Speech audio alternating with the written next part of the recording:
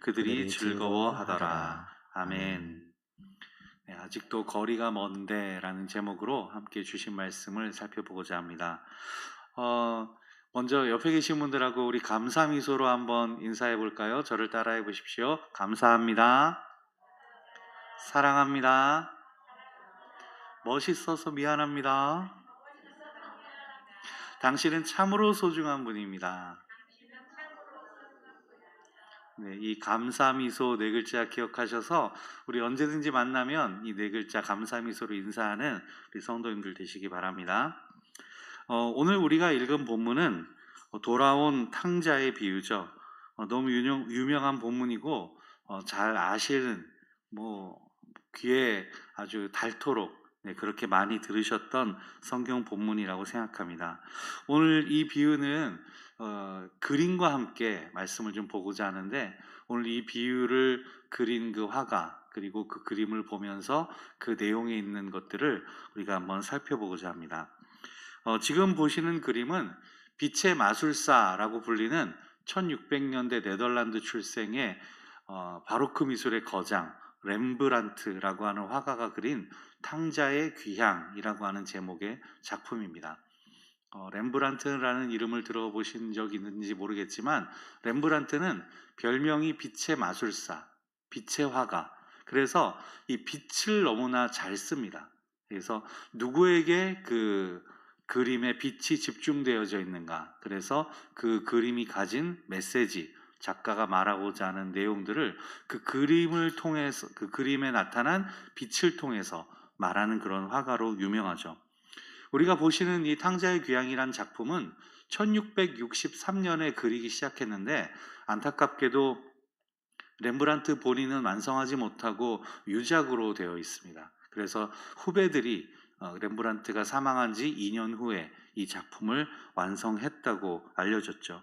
이제 오늘 이 그림을 보면서 저와 여러분들이 말씀을 한번 묵상해 볼 텐데, 이 그림에는 여러 등장인물들이 있습니다. 그 등장인물들 중에 나의 모습은 어떤 모습일까 한번 우리가 대입해서 살펴보면 참 재미있을 것 같습니다. 먼저 잘 보이지 않지만 왼쪽에 보시면은 그 빨간 옷을 입은 노인의 그 왼쪽 머리 뒤로 거의 안 보이실 겁니다. 안 보이셔도 괜찮고 찾지 않으셔도 괜찮습니다. 아마 렘브란트 본인도 잘 보이지 않게 거의 빛을 주지 않은 인물이에요. 2층에서 내려오는 듯한 그런 여인이 한 명 있습니다. 많은 평론가들이 말하기를 아마도 이 성경에는 나오지 않은 렘브란트가 만들어낸 가상의 인물이 아닐까.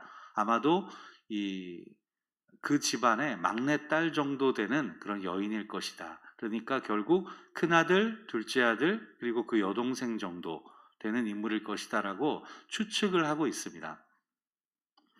그런데 지금 이 둘째 아들, 돌아온 탕자를 반기는 모습이 아니라 멀찍이 떨어져 있죠. 멀찍이 떨어져서 탕자를 이렇게 관찰하고 있는 모습입니다. 그리고 뭔가 표정이 좀 불안해 보이는 그런 모습의 여인. 잘 보이시지 않지만 나중에 한번 인터넷 같은 데서 찾아보시면 희미하게 보이는 얼굴이 있습니다. 자, 그 렘브란트도 이 여인에게 빛을 거의 주지 않았는데, 그 의미는 아마도 이 여인 스스로가 나는 그렇게 드러나고 싶지 않다, 또는 렘브란트도 그녀의 존재가 좀 가려졌으면 하는 그런 의미를 담고 있지 않았을까라는 생각을 합니다. 어떤 사람이 그런 마음을 가지겠습니까? 멀찍이서 관찰하고 경계하고 그런 모습. 혹시 우리 안에 그런 모습을 가진 사람이 있지 않은지 한번 생각해 보시기 바랍니다. 수요일에 전도대 모임 있는 거 아시죠? 오늘도 전도대 모임 후에 이렇게 모여 앉으셔서 귀한 나눔을 하시는 것을 보고, 또 전도에 대한, 또 복음에 증거하는 데 대한 열정을 불태우시는 것을 볼 때 참 마음이 이렇게 감동이 되더라고요. 저희 청년부도 돌아오는 주일에 명지대 앞으로 전도를 나가서 매월 한 달에 한 번씩은 이렇게 전도를 하려고 계획 중입니다. 자, 그런데 이렇게 우리가 길거리에서 전도를 하고 복음을 증거하면 실제로 그 전도지를 받고 내가 교회에 한번 나가봐야겠다라는 생각을 가지고 교회에 찾아오시는 분들이 있어요. 자, 그런데 전도를 하는 것도 쉽지 않지만 그런 분들이 찾아왔을 때 우리가 그분들을 대하는 것, 여기서부터가 진짜 문제의 시작입니다. 우리는 너무 익숙하죠. 우리는 서로 친밀하잖아요. 집에 숟가락 몇 개 있는지, 뭐 그 집에 뭐가 있는지, 뭐 너무 속속들이 잘 알고 있습니다. 뭐 그 집에 자녀가 결혼을 했는지, 또 뭐 어디로 이사를 갔는지 너무나도 잘 알고 있는데, 처음 오신 분은, 새로 오신 분은 교회라는 것도 어색하지만 사실은 사람이 너무 어색한 거죠. 누가 나한테 말을 걸면 내가 뭐라고 해야 되지? 마음이 두근두근하고 막 그런 심정을 가지고 있는 것이 처음 오신 분들의 그런 마음일 것입니다. 이때 우리의 얼굴이 마치 그 노인의 뒤편에 있는 멀리서 관찰하고 경계하는 그런 여인의 모습처럼 될 수 있다는 점을 우리가 좀 경계해야 할 것입니다. 사실 처음 오신 분이 먼저 다가와서 저 처음 왔습니다 이렇게 인사하지 않잖아요. 우리가 먼저 다가가서 혹시 처음 오셨나요? 아, 어디 사세요? 어떻게 오시게 됐어요? 아, 저는 아무개 집사인데 앞으로 우리 만나면 반갑게 인사해요. 우리 점심 같이 드시고 가시죠. 이렇게 해야 되는 거 아니겠습니까? 근데 그게 잘 안 돼요. 왜 안 될까요? 아이고 전사님 저는 숫기가 없어가지고 내향적이라. 섬김은 숫기로 하는 게 아닌 줄 믿으시기 바랍니다. 섬김은 다른 사람을 배려하는 것은 은혜로 하는 거죠. 은혜로. 내가 숫기가 없다 그래서 처음 온 사람을 멀리서 경계하고 관찰하고 있다면 그것은 하나님이 원하시는 모양이 아닐 것입니다. 교회 연구소에서 그 조사를 한 바에 의하면 새로운 사람이 3명하고만 인사를 하고 지내도 정착할 확률이 배가 된다고 합니다. 그러니까 그 3명이 누가 되어야 할까요? 여러분이 3명이 돼주셔야죠. 그 3명이 돼서 지난주에 봤죠? 아이고 안녕하세요. 성함이 어떻게 되시더라? 이렇게 모르면 물어보고 그게 자연스러운 거 아닙니까? 네, 그렇게 해서 친밀하게 지내야 되는 그런 역할이, 그런 은혜가 저와 여러분에게 있기를 바랍니다. 다음으로는 중앙에 한 남자가 앉아 있는데 이 사람도 빛을 많이 받고 있지 않습니다. 그 빨간 옷을 입은 노인과 옆에 서 있는 사람 가운데 중앙에 희미하게 빛을 받으면서 있는 신사가 한 명 있습니다. 평론가들은 이 신사가 혹시 렘브란트 자신이 아니냐라는 이야기를 하기도 하고, 혹은 마을 주민일 것이다, 먼 친척일 것이다, 이렇게 얘기를 하는 사람도 있습니다. 어찌됐건 이 신사는 빛을 많이 받고 있지 않지만 다리를 한쪽을 꼬고 앉아서 호기심 어린 눈빛으로 이 아버지와 아들이 상봉하는 장면을 이렇게 물끄러미 쳐다보고 있습니다. 어쩌면 탕자의 이 누이보다, 저 위쪽에 우리가 처음에 살펴보았던 그 관찰하고 경계하는 사람보다 오히려 이 신사가 더 문제가 많은 사람일 것 같다는 생각도 듭니다. 왜냐하면 그의 표정을 자세히 살펴보면은 이런 표정이에요. 약간 이런 표정. 아이고, 이런 식으로 이제 탕자를 쳐다보고 있는 거죠. 다시 말해서 아이고 이 녀석아, 여기가 어딘데 함부로 너 같은 게 와? 감히 네가 여기에 발을 들여놓아? 이런 표정으로 지금 탕자를 쳐다보고 있는 것 같습니다. 도대체 네가 무슨 자격으로 왔어? 너 아버지 재산 가지고 먼 나라 가가지고 허랑방탕하게 하고 네가 감히 여기다 발을 어디다, 어이구 이놈아 하는 것 같은 그런 모습으로 지금 신사가 앉아 있는 거죠. 오늘 저와 여러분이 이 신사와 같은 모습으로 우리 서로를 대한다면, 처음 오신 분을 대한다면, 혹은 누군가 교회에 발을 들여놓았을 때 이런 모습으로를 대한다면 어떻게 될까요? 아무도 교회에 오지 않겠죠. 다음으로는 그 중앙에 흐릿하게 보이는 그 여자의 모습이 있습니다. 아까 앉아있는 신사 뒤편에 역시 흐릿하게 잘 보이지 않는 여인의 모습이 있죠. 그 여인의 모습이 있는데 아마도 평론가들은 역시 성경에 등장하지 않고 렘브란트가 가상으로 그린 탕자의 어머니일 것이다 라는 그런 이야기를 합니다. 이 탕자가 성경에는 그 어머니의 존재가 등장하지 않죠. 하지만 이 그림에서 렘브란트는 어머니의 사랑에 관한 이야기를 아마도 그림에 넣어서 전달하고자 했던 것 같습니다. 그런데 렘브란트는 왜 굳이 성경에 나오지 않는데 이 어머니의 존재를 그려 넣었을까요? 한번 여러분 생각해 보십시오. 세상 어느 어머니의 사랑이 크지 않다고 말할 수 있겠습니까? 어느 어머니인들 아들을 걱정 안 하며 아들을 돌보지 않으며 아들을 사랑하지 않는 어머니가 세상 어디 천지에 있겠습니까? 우리가 생각할 수 있는 수준을 뛰어넘는 그런 어머니의 사랑 아니겠습니까? 아버지의 사랑 못지않죠. 아들이 집을 나갈 때부터 단 한순간도 그 아들을 잊은 적이 없고 아들이 돌아오기까지 그 어머니는 눈물을 훔치면서 남몰래 그렇게 슬픔에 빠져 있던 그 어머니. 이제 아들이 돌아왔죠. 아버지가 살찐 송아지를 잡으라라고 했을 때 아마도 이 어머니는 종들이 요리하는 것을 그냥 두고 보지 않고 비켜라 비켜라 내가 직접 요리하겠다. 아들에게 따뜻한 밥을 먹일 생각으로 직접 요리를 하고 매일매일 아들이 돌아오기를 기도했던 그 마음이 이제 다 녹아들어서 아들을 정성껏 맞아주고 싶은 그런 어머니의 마음을 보여주고 있다고도 할 수 있습니다.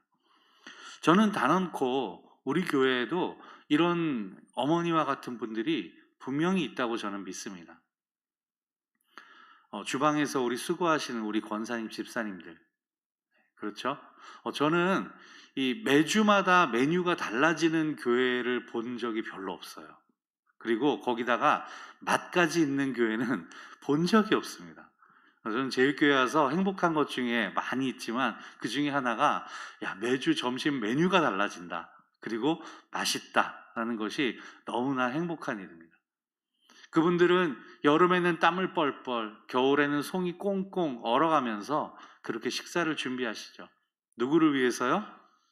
우리 아이들, 또 우리 성도들, 우리 어르신들 맛있게 건강하게 식사하셨으면 좋겠다는 그 마음 하나로 그렇게 식사를 준비하시는 우리 권사님들, 집사님들. 또 그뿐입니까? 기도의 어머니로서 나라를 위해 교회를 위해서 불철주야 기도의 자리를 지키면서 기도의 분량을 쌓아가시는 우리 권사님, 집사님들을 볼 때 바로 이 어머니의 마음과 같지 않을까. 뭐 크게 어디 드러나고 이런 건 아닌데 그 어머니의 사랑이 꽉 붙들고 있어서 아들이 어디 도망가지 못하게 하는 것 같은 그런 마음.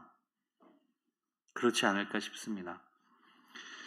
다음으로는 오른쪽에 서 있는 남자죠. 오른쪽에 아주 키가 커 보이고 좀 귀골이 장대하게 보입니다. 이 남자의 모습은 이 노인, 그러니까 탕자의 아버지라고 여겨지는 사람과 비슷한 옷을 입고 있고 얼굴도 좀 닮아 보입니다. 따라서 이 사람은 아마도 큰아들일 것이다 라고 생각합니다. 이 큰아들의 모습을 보시면 좀 애매합니다. 뭐냐면 작은 아들을 반기는 얼굴이 아니에요. 이 왼손으로는 지팡이를 꽉 잡고 있고 오른손은 그 왼손이 얹어서 또 손을 꽉 붙들고 있고 한쪽 다리는 보이지 않고 한 면만, 몸의 한 면만 보이고 있죠. 성경 본문에는 큰아들이 뭐라고 막 항의하는 말을 많이 하고 있지만 오히려 이 그림에서 굳게 다물고 눈을 내리깔고 있는 그 퉁명스러운 모습이 더 엄하게 보이는 그런 큰아들의 모습입니다. 지팡이를 쥔 손은 그림에서 느껴지실지 모르겠지만 언제라도 내리칠 것 같은 그런 무서운, 하지만 애써 오른손이 그것을 잡아서 제재하고 있는 그런 모습을 보여주고 있습니다. 넌 내 동생도 아니야. 너 그렇게 재산 가지고 아버지 집 떠날 때는 언제고 이제 와서 돌아와가지고 당장 꺼져라 이놈아 하는 것 같은 그런 형의 얼굴 표정이죠. 당시 유대사회의 그 관습에 따르면 장자는 아버지에게서 받는 몫이 2배라고 합니다. 다른 형제보다. 그리고 분명히 성경에도 둘째 아들은 자신의 몫을 가지고 떠났다고 되어 있습니다. 그렇기 때문에 형은 사실 둘째 아들이 뭘 가지고 떠나든 간에 자기에게 돌아올 몫이 적어진 것이 아닙니다. 아무런 피해가 없어요. 하지만 둘째 아들이 너무 괘씸한 거죠. 그리고 괜히 미운 겁니다. 아니, 저 녀석은 자기 목 다 가져가고 다시 돌아와서 또 이쁨 받고, 아니, 나는 뭐야? 그런데 우리가 기억해야 될 것은, 큰아들은 마치 둘째 아들과 다르게 아버지 옆을 잘 지키고 있는 효자처럼 보이지만, 큰아들은 둘째 아들을 반가워하지도 않고 아버지의 마음을 잘 이해하지 못합니다. 무슨 뜻입니까? 큰아들은 어쩌면 그저 아버지가 죽으면 모든 것이 자기 것이 되기 때문에 그냥 아버지가 죽기만을 바라고 있는 그런 모습일 수도 있다라는 것입니다. 그야말로 그냥 아버지 옆에 가만히 지켜서서, 아이고 이제 아버지 돌아가시면 모든 게 다 내 건데 내가 굳이 뭐 그렇게 힘들게, 이런 것만 기다리고 있는 그런 큰아들일 수 있다는 것이죠. 우리 가운데도 이런 큰아들과 같은 분이 혹시 있을까요? 자신의 어떤 기득권이 있지 않습니까? 내가 이 교회 창립 멤버야. 내가 권사야, 장로야, 집사야. 그런데 새로 오신 분이 뭘 알아? 아니, 내 말을 잘 들어야지 우리 교회 생활하기가 편해요. 이런 거 있지 않습니까? 언제부터 이런 생각이 생겼는지 모르겠지만 우리가 이런 것들은 좀 버려야 되지 않을까요? 오히려 더 낮아진 마음으로 섬겨주고 반겨주고 환영해주고 이렇게 해야 되는데, 우리의 모습이 이 큰아들처럼 하고 목이 뻣뻣해가지고 그러면 안 되겠습니다. 내 직분이, 내가 가진 어떤 직함이 나의 어떤 권력인 것처럼 그렇게 대하는 모습들, 내 맡은 직분에 따라서 최선을 다하는 역할을 하는 것은 중요하지만 마치 그것이 내 파워가 된 것처럼 해서는 안 된다는 것이죠.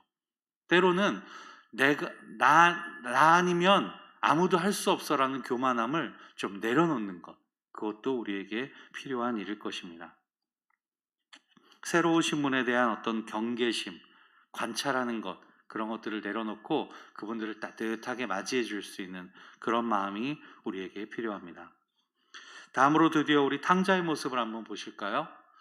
무릎을 꿇고 앉아서 지금 아버지 품에 안겨 있죠. 얼마나 고생을 했는지는 그의 발을 보면 알 수 있습니다. 왼발은 신발이 아예 벗겨져 있고 발은 상처투성이에, 오른발에 신겨져 있는 샌들도 거의 다 헤어져서 신발인지 구멍 뚫린 양말인지 알 수 없는 지경입니다. 그런 탕자의 모습. 탕자는 페류나죠. 탕자가 아버지에게, 아버지 나에게 돌아올 몫을 먼저 주세요라고 했을 때 단순히 달라고만 한 것이 아닙니다. 소유권 자체를 다 나에게 넘기라고 한 것입니다. 그러니까 나에게 돌아올 몫을 내가 그냥 가지고 있겠다라는 것이 아니라, 이것을 내가 어디에 쓰든지 아버지 상관하지 마세요. 이거는 그 당시 사회 관습에 따르면 아버지 빨리 죽었으면 좋겠다라는 말하고 똑같은 것입니다. 이런 말을 할 수 있는 사람은 세상에 없다라고 할 정도로 이 페류나는 지극히 비정상적인 인물이에요. 이 페류나는 자기의 몫을 가지고 먼 나라에 가서 허랑방탕하게 다 써버리고 돌아왔죠. 그런데 이 페류나의 모습을 보시면 머리를 삭발을 하고 있어요. 삭발을 한 모습은 무엇을 뜻할까요? 스님 아니고요. 이 당시 이 렘브란트가 그림을 그릴 때의 상황을 생각해 보면, 이 1600년대의 네덜란드다, 유럽이다라고 하면 아마 이 삭발을 한 모습은 아마도 죄수이거나 노예일 것이다. 성경에도 돼지 치는 일을 하다가 탕자가 돌아왔다고 하죠. 그러니까 이 탕자는 아마도 정말 천한 신분으로, 노예 같은 그런 신분으로 남에게 고용이 되어서 그 돼지 치는 일을 하면서 그 천한 일을 하다가 아버지께로 돌아가야겠다는 생각을 하고 아마 탈출해서 돌아온 그런 탕자일 것입니다.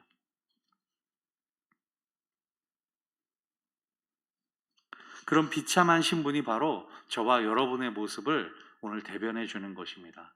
저와 여러분은 죄인의 신분에 있었죠. 그리고 그 죄의 사슬에 얽매인 죄의 노예처럼 살던 사람들인데, 우리는 하나님의 은혜로 그 죄인의 신분에서 의인으로 뒤바뀌게 되었고 이제 그 죄의 사슬을 끊고 하나님의 은혜로 영원한 생명을 소유한 하나님의 자녀, 하나님 나라의 백성이 된 사람인 줄 믿으시기 바랍니다.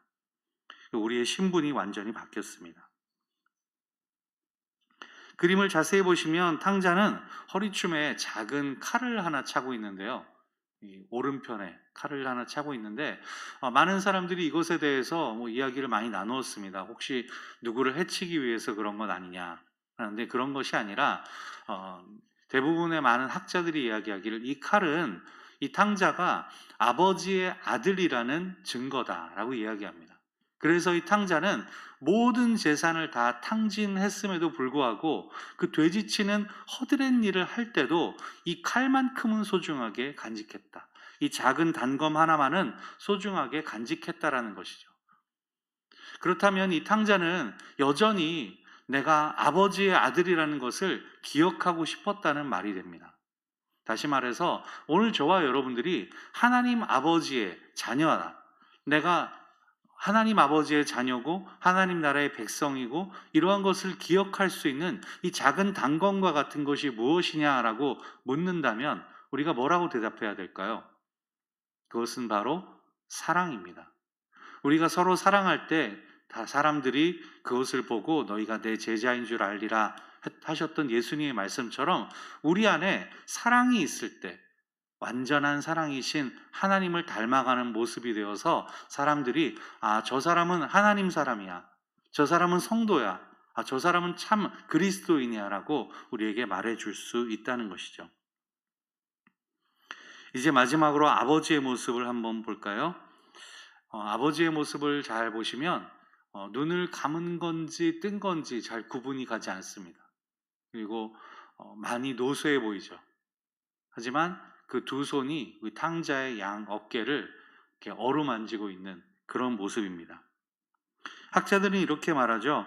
이 아버지의 눈이 너무 오랜 시간 동안 아들을 기다리면서 눈물을 많이 흘려서 시력이 많이 안 좋아진 것 같다. 그리고 눈가가 많이 부어 있다라고 그렇게 이야기를 합니다. 혹시 이 아버지의 모습처럼 이런 애타는 그리움과 그런 마음을 가지고 울어보신 일이 있으십니까? 그 눈물, 아버지의 눈물에는 그 걱정과 근심뿐만 아니라 아들을 향한 애타는 사랑, 아들을 향한 그리움, 그 모든 것이 다 녹아져 들어있는 것입니다.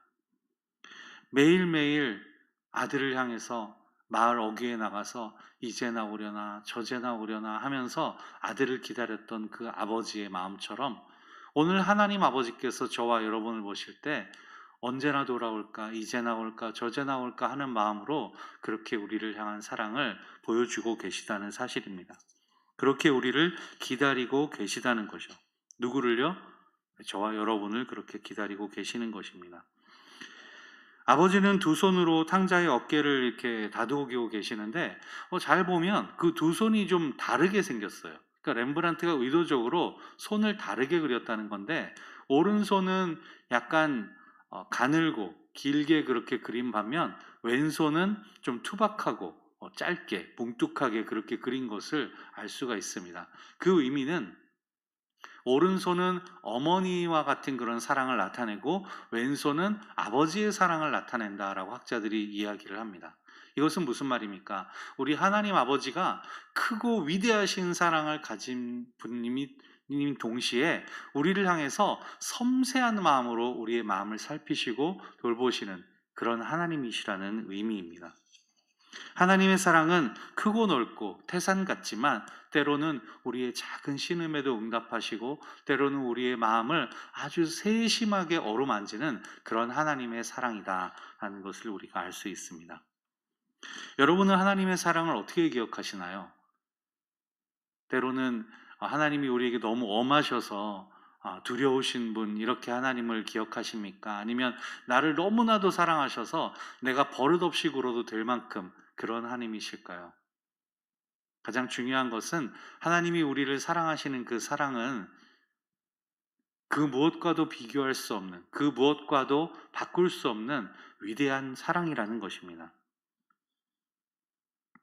마지막으로 그림에서 아버지의 얼굴을 보시면 다른 어떤 인물들보다 아버지의 얼굴이 가장 밝은 것을 우리가 알 수 있는데, 마치 이 아버지의 얼굴에서 나오는 빛이 다른 인물들을 비추고 있는 것처럼 그렇게 느껴질 정도입니다. 아버지의 사랑은 어느 누구 한 사람 빼놓지 않고 할 것 없이 다 빛을 비추고 있죠. 그 빛을 가장 많이 받는 사람은 누구일까요? 그림에서 보시면 바로 탕자가 그 빛을 가장 많이 받고 있습니다. 그렇다면 렘브란트는 왜 탕자에게 집중해서 빛을 더 많이 비추었을까요? 그 이유는 가장 큰 허물을 지닌 사람이 가장 큰 많은 은혜와 사랑을 받는다는 것을 나타내 보여주는 것입니다. 아버지는 모든 것을 다 준비해 놓으셨죠. 탕자가 돌아오기 이전부터 모든 것을 아버지는 머릿속에 염두에 두고 다 세팅해 놓고 다 기다리셨습니다. 이제 중요한 것은 탕자가 돌아오기만 하면 되는 것입니다.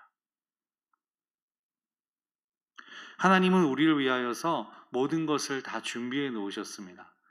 하나님은 마치 기억상실증에 걸린 것처럼 우리가 우리의 죄를 하나님 앞에 내어놓고 회개할 때 그것을 잊어버리겠다고 약속하셨고, 동쪽과 서쪽이 먼 것처럼 그 죄를 옮기시고 다시는 내가 기억하지 않으시겠다고 말씀하시는 하나님입니다.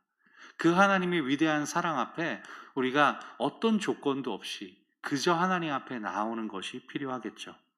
그리고 그 사랑을 가지고 교회에 오신 분들을 따뜻하게 대해주고 관찰하고 경계하는 것이 아니라 그분들을 좀 맞아주어야 할 것입니다. 제가 생각을 해봤습니다. 그 큰아들이나 또는 빛이 너무 희미해서 잘 보이지 않던 그 여동생이라고 했던 그런 사람, 내 안에 그런 모습은 없을까? 혹시라도 여러분 지금 이 자리에 노숙자 한 분이 와서 옆에 앉아서 예배를 드린다면 여러분 괜찮으시겠습니까? 알코올 중독자인 분이 술 냄새를 풀풀 풍기면서 옆에 앉아 있어도 괜찮으실까요?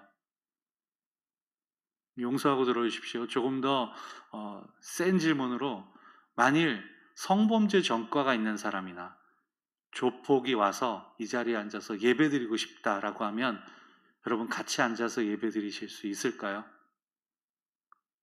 솔직한 심정으로 저는 많이 어려울 것 같아요. 저는 좀 무서워요. 그런 분이 옆에 앉아 있으면 1시간 예배 드리는 게 집중이 안 될 것 같아요. 온통 모든 관심은 옆에 계신 분한테. 하지만 우리가 그분들을 내쳐서는 안 됩니다. 좀 무섭고 떨리고 내가 좀 받아들이기 힘들더라도 그분들에게 감히 어디라고 오냐고 말하지는 않아야 할 것입니다. 그분들을 내치거나 그분들을 무시하거나 해서는 안 되죠. 오히려 더 마음을 열려고 애를 쓰고 노력하고 그 사람을 위해서 중보하는 마음이 우리에게 필요합니다. 잘 안 되는 거 압니다. 하지만 조금 더 노력해야 되고 그렇게 하는 것이 하나님이 우리에게 맡겨주신 성도로서의 사명이 아니겠습니까? 우리가 그들을 받아주지 않으면 그들 어디로 가겠습니까?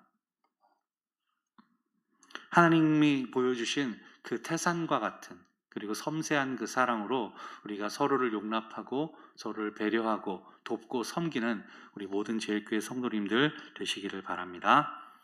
이 시간 우리 같이 한번 기도하겠습니다.